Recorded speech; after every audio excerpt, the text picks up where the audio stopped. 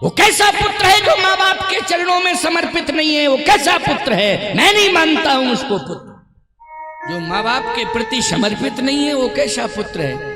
और माँ बाप से डिमांड करे, माँ बाप के सामने हट करने लग जावे।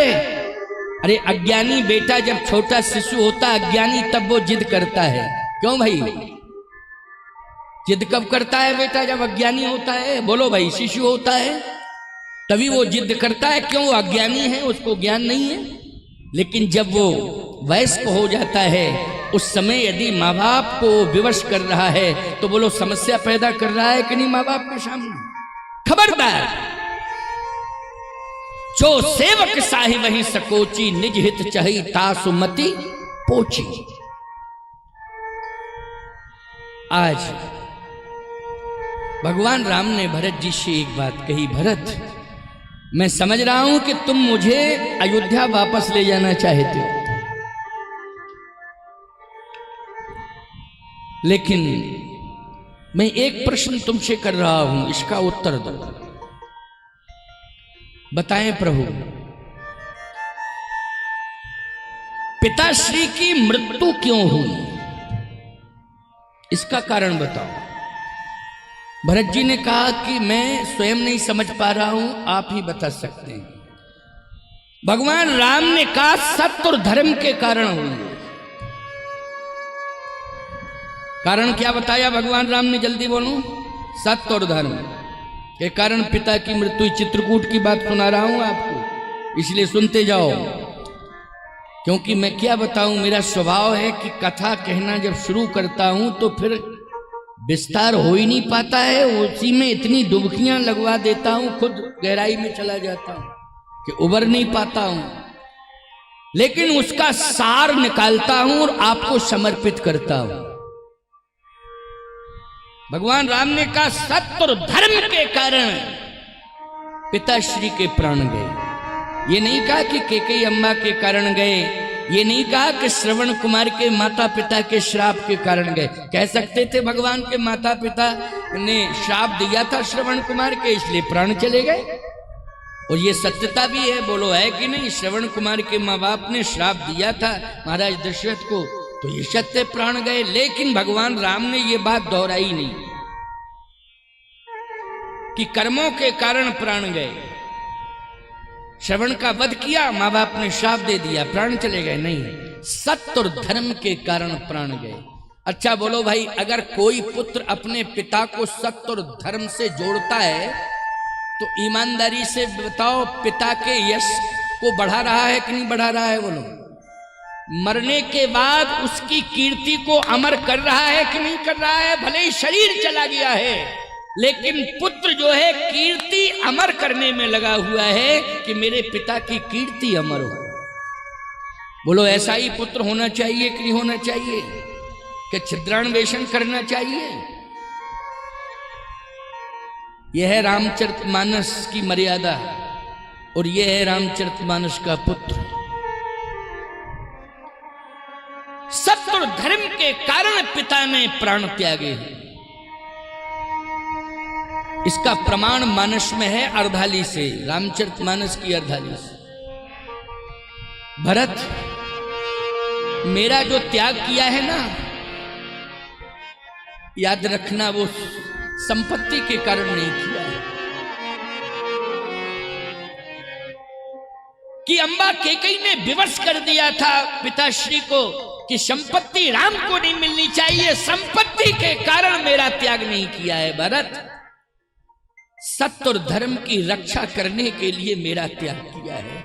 मुझे वन भेजा है तो सत्य और धर्म की रक्षा करने के लिए। राम, तुम सत्य और धर्म की रक्षा करो।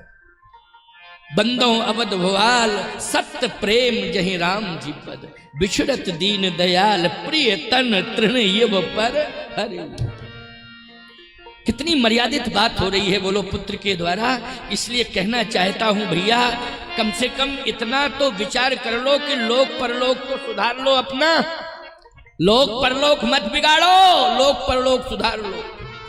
माता पिता की निंदा मत करो, उनके दोषों को मत देखो। तुम्हें अधिकार नहीं है, तुम पुत्र हो, संतान हो, तुम्हें दोष देख निकालने का कोई अधिकार नहीं है। दोष निकालने वाले बहुत हैं, मिल जाएंगे, निकालते रहेंगे, लेकिन तुम्हें दोषों को नहीं निकालना है। तुम्हें दोषों से दूर रहना है, दोषों से दूर रहना है। आज भगवान राम ने सारी बातों को छिपा लिया,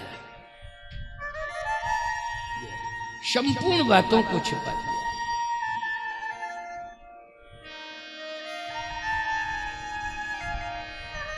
उन्होंने कहा नहीं नहीं, सत्य प्रेम यही राम जी पर।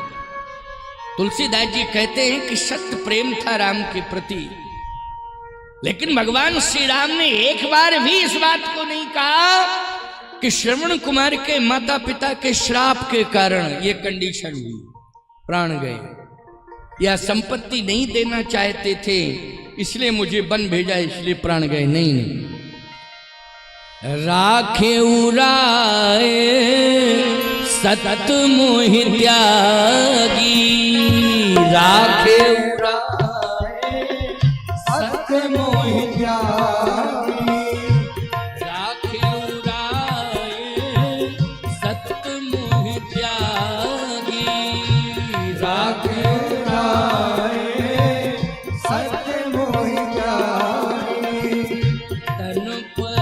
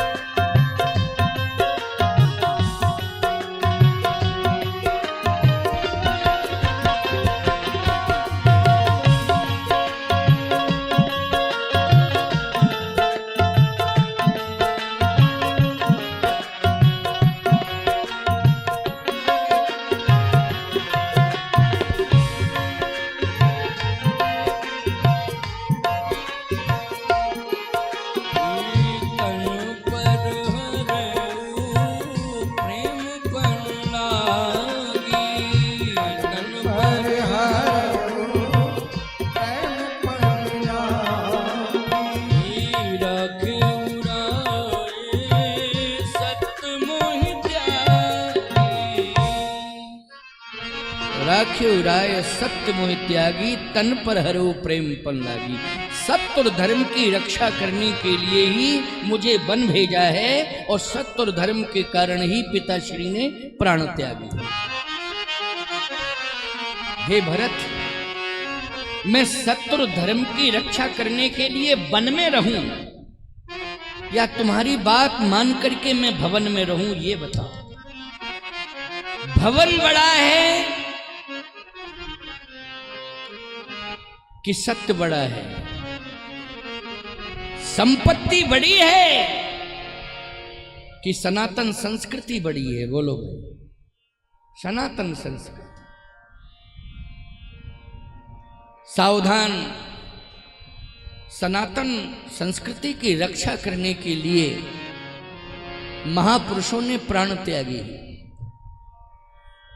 चाहे महाराज शिवी हों, चाहे बलि हों, और चाहे वो दधीच जी हों, चाहे रंतदेव जी हो। रंतदेव बल भूप सुजाना, धर्म धरेउ सहे संकट नाना। धर्म के कारण उन्होंने संकटों का वर्ण किया है प्यारे, लेकिन धर्म को नहीं छोड़ा है। इसलिए भरत तुम ही बताओ मैं क्या करूं? मैं सत्य और धर्म की रक्षा करने के लिए वन में रहूं या तुम्हारे प्रेम को देख करके अयोध्या लौट चलूं? और सिंहासन को स्वीकार कर लूं। बोलो क्या कहना चाहते? भरत जी ने कहा नहीं प्रभु, आप जो मुझे आज्ञा देंगे मैं वैसा ही करूंगा। मैं हट नहीं कर सकता हूं कि आपको विवश कर दूं, मजबूर कर दूं, ऐसा मैं कभी नहीं कर सकता हूं। आप जो मुझे आज्ञा देंगे उस आज्ञा का मैं पालन करूंगा। मेरी आपके लिए कोई हट नहीं है, मैं तो सेवक हूं। भगवान राम ने कहा भरत तुमने मुझे धर्म संकट से उबार लिया है। भाई ऐसा ही होना चाहिए जो भाई की विपत्ति को समझे और भाई को धर्म संकट में न फंसने दे, धर्म संकट से उबार ले, धर्म संकट से उबार ले। आज परिवारों में बहुत खराब स्थिति हो गई है। भाई चाहता नहीं है कि भाई से मैं अलग हो जाऊं, लेकिन धर्म संकट उसके सामने आ जाता है तो उसे जो है मजबूरी में अलग होना पड़ता है।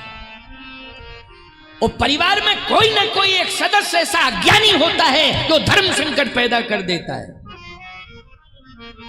कोई अज्ञानी पुरुष होता है। मैं बार बार इस बात को कहूं कि आपकी पत्नी आपको मजबूर करती है तो नारी के सम्मान पर टिप्पणी होने लग जाएगी। बोलो होने लग जाएगी कि नहीं?